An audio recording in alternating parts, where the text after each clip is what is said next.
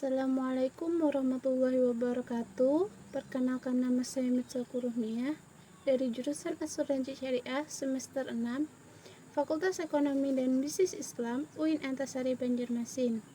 Di sini saya ingin memaparkan tentang materi perencanaan bisnis syariah, yang dimana materi ini merupakan isi atau bagian dari mata kuliah manajemen bisnis syariah. Video ini saya buat untuk memenuhi tugas akhir mata kuliah manajemen bisnis syariah yang diampu oleh Bapak Hidayatullah Asy'ari SEMM. Berikut ini pemaparan tentang materi perencanaan bisnis syariah. Pengertian perencanaan menurut Strom and Winkel 1993 dalam Ahmad Ibrahim Abu Zain I menyebutkan bahwa perencanaan itu adalah proses pemilihan tujuan organisasi, penentuan kebijakan dan program yang diperlukan untuk mencapai sasaran tertentu dalam rangka mencapai tujuan, dan menetapkan metode yang dibutuhkan untuk menjamin agar kebijakan dan program itu dapat dilaksanakan sesuai dengan kemampuan dan kondisi yang berkembang. Yang kedua, menurut Handoko merumuskan, perencanaan adalah proses di mana manajemen memutuskan tujuan dan cara mencapainya. Yang ketiga, menurut Hafidudin dan Tanjung merumuskan, perencanaan atau planning adalah kegiatan awal dalam sebuah pekerjaan dalam bentuk memikirkan hal-hal yang terkait dengan pekerjaan agar mendapatkan hasil yang optimal. Yang keempat, menurut Abdullah merumuskan, perencanaan menempati posisi yang sangat penting dalam manajemen karena merupakan fungsi pertama dan utama dalam manajemen. Karena merupakan fungsi pertama dan utama dari aktivitas manajemen yang sangat berpengaruh terhadap fungsi-fungsi manajemen lainnya dalam pencapaian tujuan organisasi.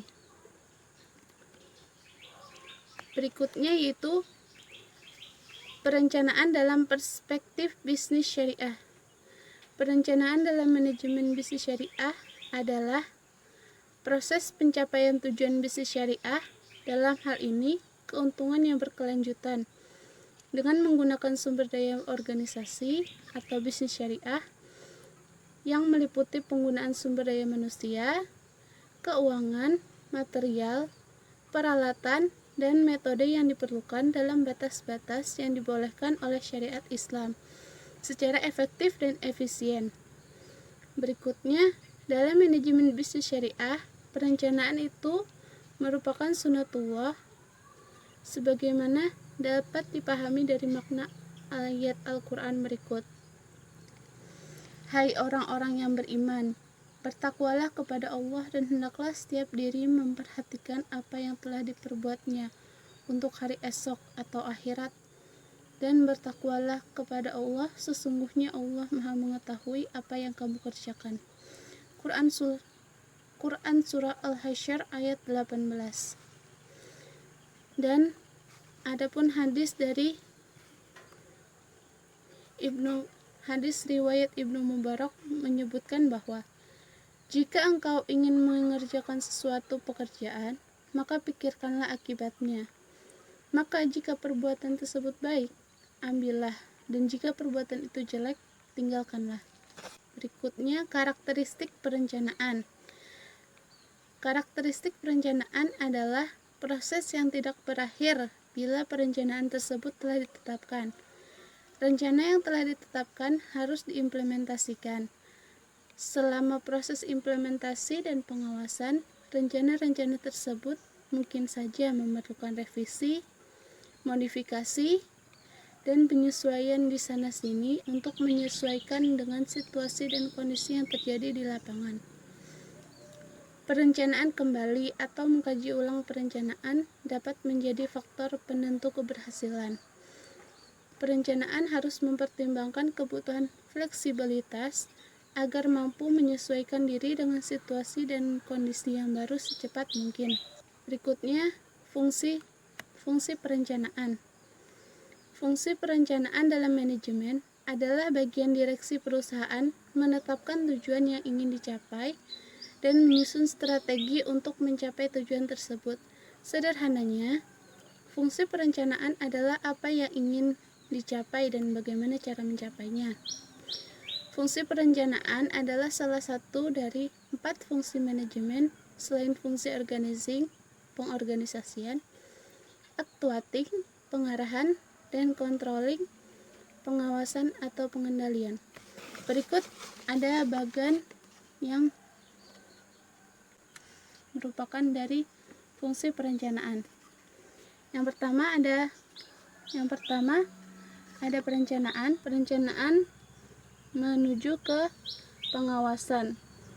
Kanan dan kiri perencanaan terdapat panah ke pengawasan. Dan pengawasan terbagi lagi menjadi 3. Yang pertama, pengorganisasian. Yang kedua, penyusunan personalia. Yang ketiga, pengarahan. Dan perencanaan tersebut terbagi lagi menjadi 3, yaitu pengorganisasian, penyusunan personalia, yang ketiga, pengarahan. Kiat-kiat menyusun perencanaan didasarkan pada sebuah keyakinan bahwa yang dilakukan itu adalah baik. Ukuran baik dalam persepsi Islam atau syariah adalah sesuai dengan ajaran Islam. Dipastikan betul bahwa sesuatu yang akan dilakukan dalam perencanaan itu memiliki banyak manfaat. Manfaat di sini bukan hanya untuk kegiatan bisnis itu sendiri saja, tetapi juga untuk masyarakat sesuai dengan kebutuhan yang diatur dalam tanggung jawab sosial perusahaan atau social corporate responsibility. Didasarkan pada ilmu pengetahuan yang berhubungan dengan apa yang akan dilakukan dalam perencanaan itu. Sebelum membuat perencanaan, sebaiknya dilakukan dahulu studi banding ke perusahaan sejenis yang terbaik pengelolaannya dan sukses dalam pelaksanaannya.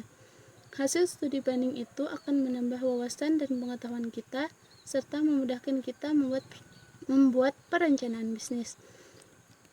Harus dapat dibayangkan bagaimana proses dari perencanaan yang disusun sampai pada realisasinya, sehingga memudahkan kita memahami di mana memulai, menuju kemana, dan dalam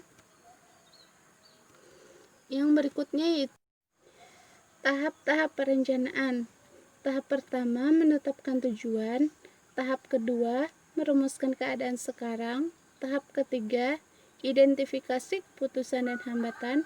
Tahap keempat, mengembangkan serangkaian kegiatan. Yang terakhir yaitu tujuan.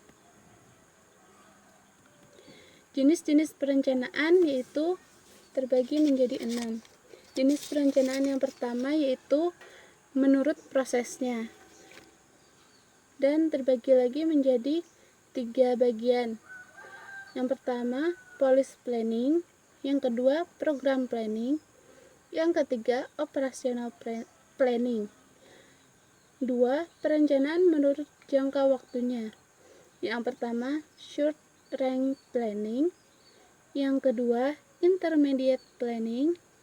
Yang ketiga, long range planning. Jenis perencanaan yang ketiga yaitu menurut wilayah pelaksanaannya.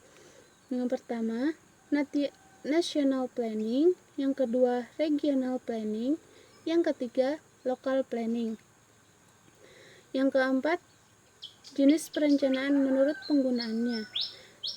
Terbagi lagi menjadi 2 bagian yaitu perencanaan operasional dan perencanaan strategis.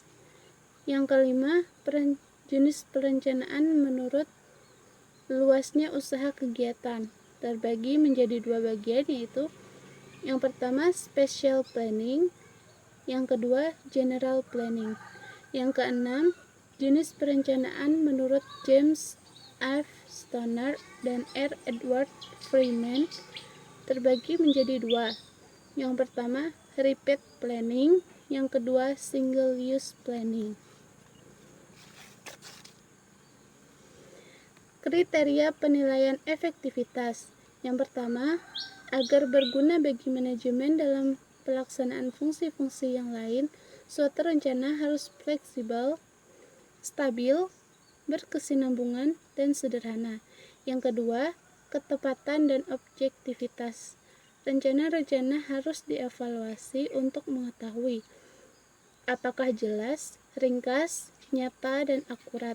Berbagai keputusan dan kegiatan manajemen lainnya hanya efektif bila didasarkan atas informasi yang tepat. Yang ketiga, ruang lingkup. Perencanaan perlu memperhatikan prinsip-prinsip kelengkapan, kepaduan, dan konsistensi. Berapa luas cakupan rencana, menyangkut kegiatan apa saja, bagaimana kerangka hubungan antar kegiatan, satuan-satuan kerja, atau departemen-departemen yang mana yang terlihat. Yang keempat, efektivitas biaya. Efektivitas biaya dalam hal ini adalah menyangkut waktu, usaha, dan aliran kas atau cash flow perusahaan. Salah satu pedoman yang harus diingat dalam perencanaan bisnis, jangan lakukan perencanaan bila hasilnya tidak meningkatkan penghasilan. Yang berikutnya yaitu akuntabilitas. Ada dua aspek akuntabilitas perencanaan.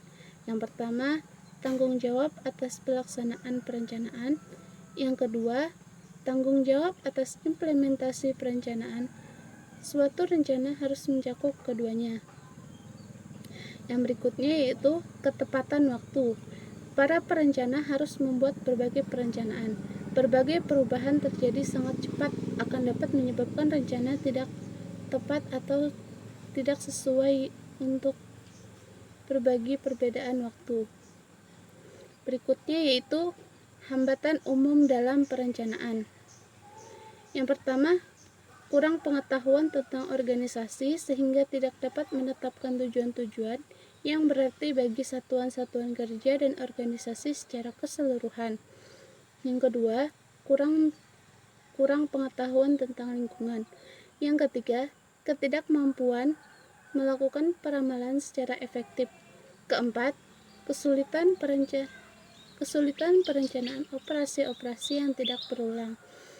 Kelima, perencanaan memerlukan banyak biaya untuk penggunaan sumber daya, dana, fisik atau sarana prasarana, dan manusia. Berikutnya yaitu takut gagal. Para manajer sering memandang kegagalan sebagai ancaman terhadap keamanan jabatannya, penghargaan, dan respek orang lain terhadap dirinya. Hal ini membuat para manajer enggan mengambil risiko dan menetapkan tujuan tertentu. Yang berikutnya, kurang percaya diri. Bila para manajer kurang percaya diri, maka mereka akan ragu-ragu menetapkan tujuan yang menantang.